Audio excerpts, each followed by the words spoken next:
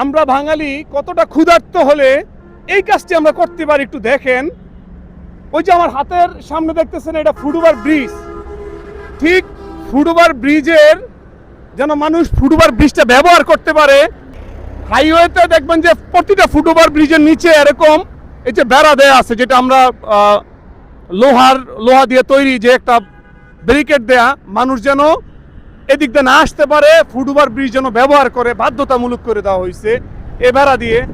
মানুষ কতটা ক্ষুধার্ত হলে এই কাজটা করতে পারে, বেড়া ছুটা চুরি করে নিয়ে নিছে। দেখছেন একটা বার, এই যে দেখেন ম্যাক্সিমাম বেড়াগুলো এখান থেকে নাই।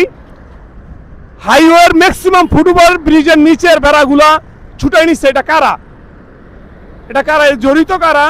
আমি মনে করি সিসিটিভি ফুটেজগুলো দেখে তাদের বের করা উচিত। তো দেখাও তো বেড়াগুলো যে নিয়ে নিছে।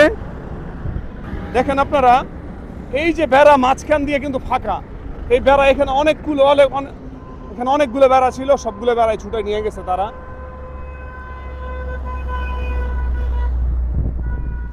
তারা কত বড় ক্ষুধার্ত হতে পারে আলা, বুঝছেন? মানে কি বলবো, আসলে এটা ক্ষুধার্ত না, এটা হচ্ছে নেশা। শালা বাবা করেরা।